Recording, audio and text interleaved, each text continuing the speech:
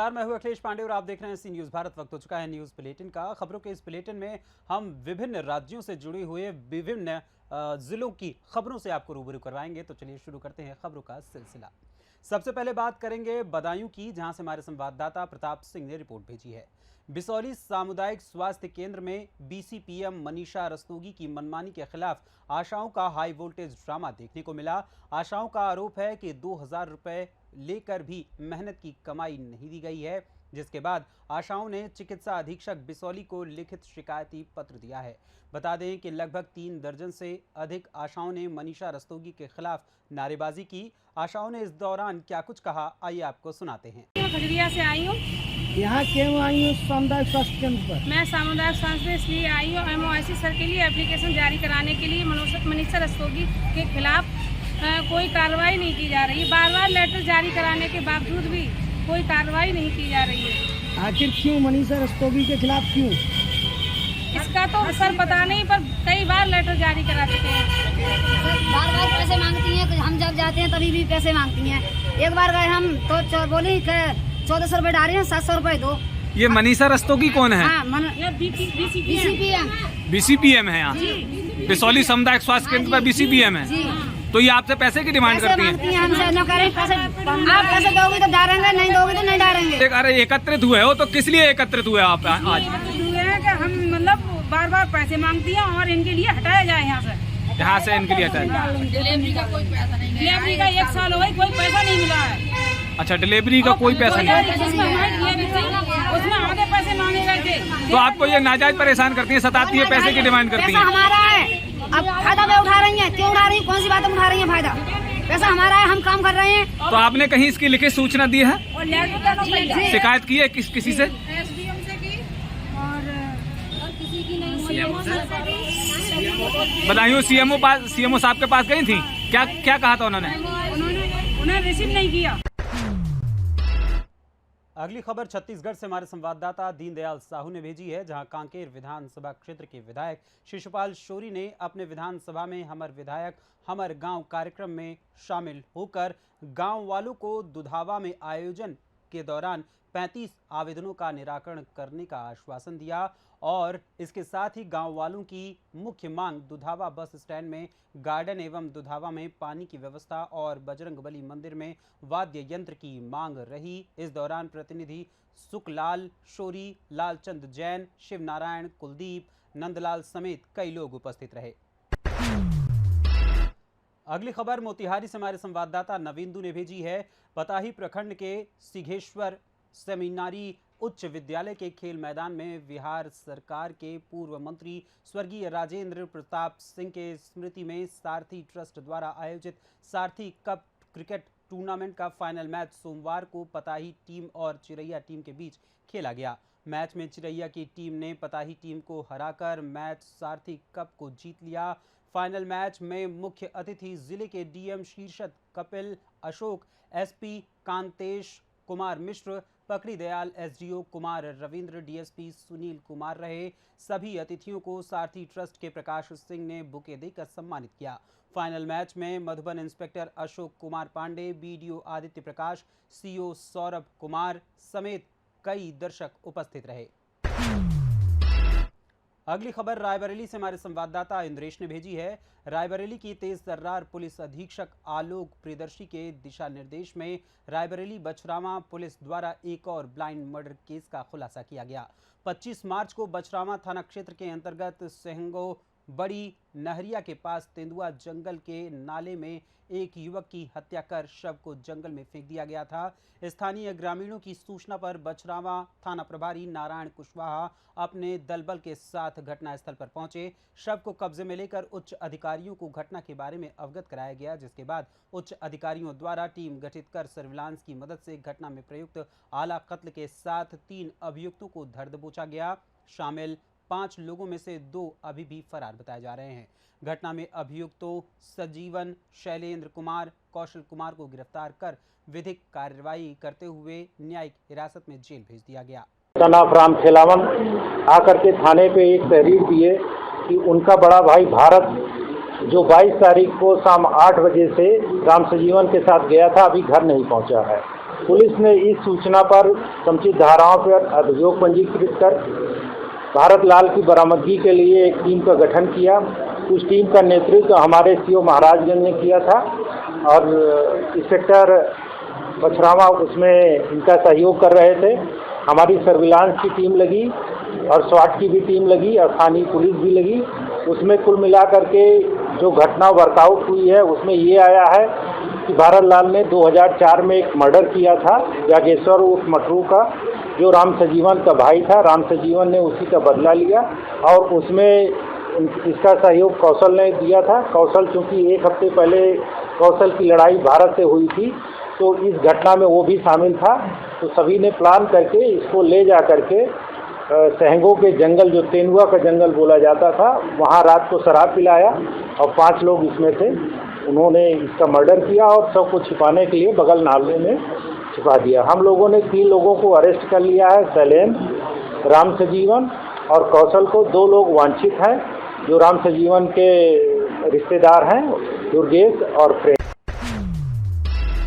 अगली खबर हमारे संवाददाता मृदुलेश त्रिपाठी ने भेजी है जो कि रायबरेली से है। रायबरेली जिले के थाना क्षेत्र मिल एरिया में तेज गति से अनियंत्रित ट्रक की चपेट में आने से बाइक सवार 3 लोगों की दर्दनाक मौत हो गई और एक जीवन मौत के बीच संघर्ष कर रहा है।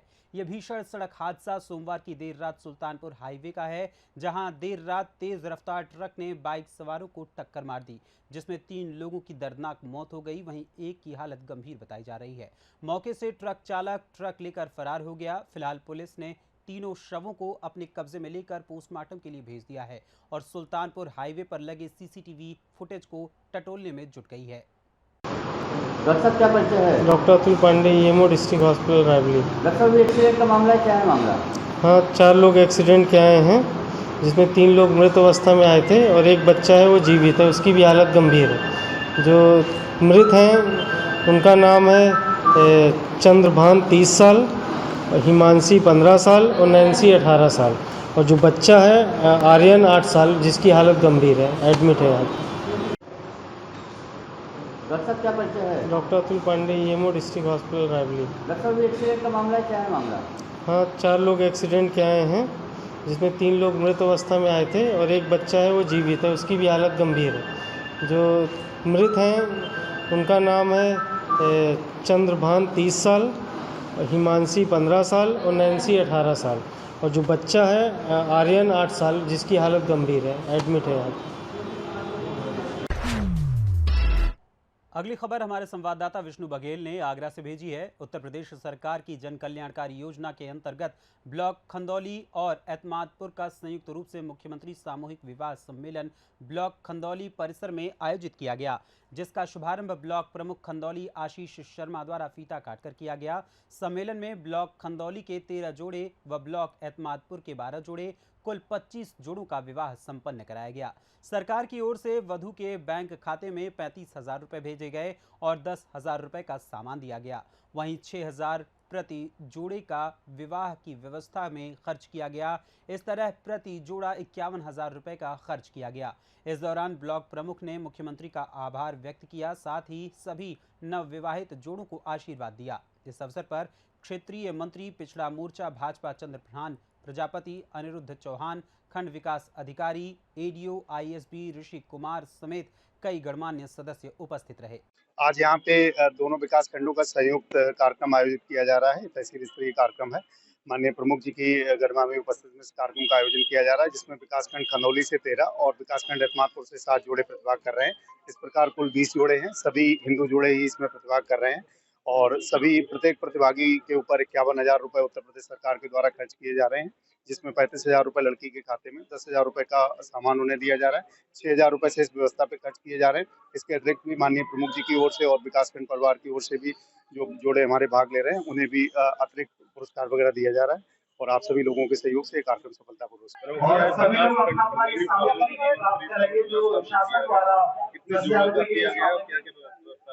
जी, आज उत्तर प्रदेश सरकार के निर्देश पर, माननीय मुख्यमंत्री जी के निर्देश पर मुख्यमंत्री सामूहिक विवाह सम्मेलन का आयोजन विकासखंड खंदौली में किया जा रहा है, जो संयुक्त रूप से किया जा रहा है एतमादपुर ब्लॉक का और खंदौली ब्लॉक का।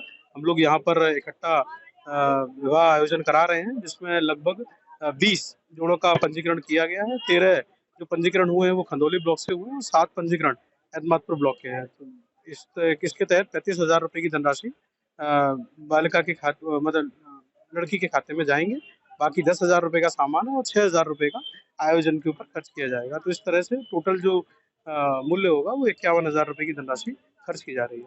तो इस प्रकार से आयोजन मुख्यमंत्री जी के निर्देश पर किए जा रहे हैं। धरातल पर जनता तक लाभ पहुंच रहा है। जो सरकारें कहती थी कि हम 1 रुपया बेचते हैं और नीचे 15 पैसे पहुंचते हैं, तो आज उत्तर प्रदेश की योगी जी की सरकार में पूरा 1 रुपया वहां से आता है, तो धरातल पर भी 1 रुपया पहुंच रहा है। तो आप देख रहे होंगे सभी के चेहरे बड़े खुश हैं, आज परिवार बड़े खुश हैं। गरीब बच्चों के यहाँ विवाह किए गए हैं। तो निश्चित तौर पर माननीय मुख्यमंत्री जी की जो प्रदेश को नंबर 1 बनाने की जो परिकल्पना है, उसको साकार करने का काम धरातल पर दिखाई भी दे रहा है। मेरी ओर से माननीय मुख्यमंत्री जी को बहुत बहुत धन्यवाद। अगली खबर बुलंदशहर से हमारे संवाददाता नितिन सिंह राजपूत ने भेजी है। दरअसल बुलंदशहर से सनसनीखेज वारदात सामने आई है, जहां एक बेटी ने ही माता पिता के कत्ल की खौफनाक कथा लिख डाली। और आपको जानकर हैरानी होगी कि एक नाबालिग बेटी ही माता पिता की हत्यारिन निकली। खुलासे में बताया गया है कि कत्ल के पहले कातिल बेटी ने माँ बाप के पैर भी दबाए थे, जिसके बाद दूध में नशे की गोली मिलाकर माँ बाप को बेहोश किया गया था। फिर बेहोशी की हालत में नाबालिग बेटी ने सिर पर कुल्हाड़ी से कई वार कर माँ बाप का कत्ल किया था। बताया जा रहा है कि माता पिता को बेटी का लड़कों से बात करना पसंद नहीं था, जिसके बाद बेटी ने ऐसी वारदात को अंजाम दिया। फिलहाल पुलिस ने नाबालिग बेटी को गिरफ्तार कर लिया है और आला कत्ल कुल्हाड़ी भी बरामद कर ली है। पूरा मामला बुलंदशहर के शिकारपुर कोतवाली क्षेत्र के शिकारपुर नगर क्षेत्र के लाल दरवाजा क्षेत्र का बताया जा रहा है। इस विषय पर एसएसपी श्लोक कुमार ने पूरी जानकारी दी है। ये 15 तारीख की सुबह थाना शिकारपुर में सूचना मिली थी कि एक दंपत्ति अपने घर के बाहर जो मचान है उस पर सो रहे थे और वहां पे मृत पाए गए हैं।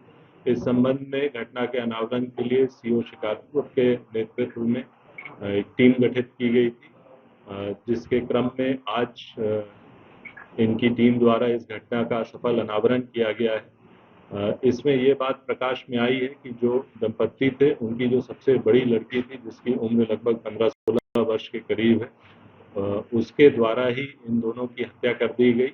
जब इससे पूछताछ की गई तो ये बताया गया कि इसके अन्य लड़कों से बात जो होती थी उसको लेकर इसके माता पिता नाखुश रहते थे और इसकी कई बार मार पिटाई करते थे, जिससे ये काफी दिनों से क्षुब्ध थी। इससे पूर्व भी इसने एक बार प्लानिंग करी थी, हालांकि उस समय ये सक्सेसफुल नहीं रही थी। घटना वाले दिन इसने 20 नशे की गोली मंगवाई और इनके खाने में मिला दिया, जिसके बाद ये लोग बेहोश हो गए। उसके बाद इसने एक छोटी कुल्हाड़ी से उसके पिछले हिस्से से इनके सर पर वार किया, जिससे कि दोनों की वहीं मौके पर मृत्यु हो गई। और उसके बाद घर में बाहर से ताला लगाकर ये पड़ोस के घर से अपने घर में अंदर जाकर सो गई। और उसके बाद फिर सुबह इसी ने अन्य लोगों को सूचना दी कि घर में ऐसी ऐसी घटना हो गई, कोई अज्ञात लोग इसके माता पिता को मार गए हैं।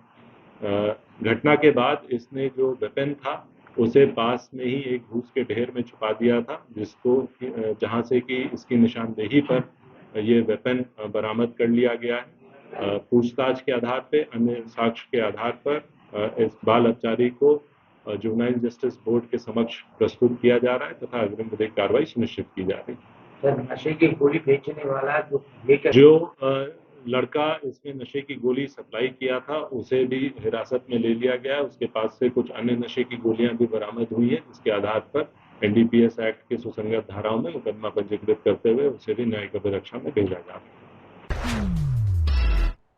अगली खबर मेरठ से हमारे संवाददाता नवनीत कुमार ने भेजी है। मेरठ में लगातार सुरंग चोरों के हौसले इतने बुलंद हो गए हैं कि मेरठ पुलिस चोरों के सामने लाचार है। मेरठ में थाना नौचंदी क्षेत्र के नंदन सिनेमा के सामने न्यू अंबिका ज्वेलरी नाम से शोरूम है। मेरठ में 10 फीट की सुरंग खोदकर चोरों ने ज्वेलरी शोरूम में धावा बोल दिया। इस दौरान चोरों ने लाखों की कीमत के सोने चांदी के गहने पार कर दिए। 2 माह में ज्वेलरी शोरूम में चौथी वारदात होने पर व्यापारी उग्र हो गए हैं। उन्होंने सीओ और इंस्पेक्टर के सामने पुलिस गो बैक के नारे लगाने शुरू कर दिए। व्यापारियों ने शोरूम में ताला लगा दिया उनका कहना है कि पुलिस के बड़े अधिकारी के आने पर ही वो शोरूम का ताला खोलेंगे। कितने का माल चोरी हुआ है अभी इसका अंदाजा नहीं लगाया जा सका है। व्यापारियों ने कहा कि सुरंग चोरों ने शहर में ज्वेलरी शोरूम को टारगेट बना रखा है। 2 महीनों में सुरंग खोदकर ज्वेलरी शोरूम में चोरी की चौथी वारदात को अंजाम दिया गया है। इस मौके पर एसपी सिटी पीयूष कुमार सिंह ने क्या कुछ कहा, आइए आपको सुनाते हैं। आसिफ कहना चाह रहा सर, एक सुरंग ज्वेलरी की शॉप में चोरी की वारदात हुई है, क्या है पूरा मामला और किस तरह से व्यापारियों को समझा? ये थाना नौचंदी क्षेत्र अंतर्गत गढ़ रोड पे न्यू अंबिका ज्वेलर्स के नाम से एक ज्वेलरी शॉप है। यहाँ देर रात जो है नाले के रास्ते सुरंग बना के चोरी की गई है। इसको लेके व्यापारियों में यहाँ पे आक्रोश दिखाई दिया है। इन सभी से वार्ता की जा रही है और घटना के अनावरण के लिए डेडिकेटेड टीम गठित की गई है और शीघ्र ही इस पूरे घटनाक्रम का और पीछे जो भी घटनाएं अभी तक अनवर्कआउट है उनका हम लोग खुलासा करेंगे। हाँ सर, अभी भी कुछ दिन पहले यहाँ पर एक वारदात को अंजाम देने का प्रयास इसी तरीके के जो है एक प्रयास करीब 15-20 दिन पहले भी हुआ था। इसीलिए मैंने कहा कि इसमें भी डेडिकेटेड टीम गठित की गई है। हाँ, इसमें एसएसपी साहब आ रहे हैं, उनके बात हो चुकी है, थानेदार विरुद्ध कार्रवाई। कितने थानों के थाना प्रभारी को हटाने का आश्वासन? नहीं, नौचंदी थाना क्षेत्र में। फिलहाल के लिए इस न्यूज़ बुलेटिन में बस इतना ही। देश दुनिया की तमाम खबरों के लिए देखते रहें सी न्यूज़ भारत। हर खबर आपके साथ, आपके हाथ।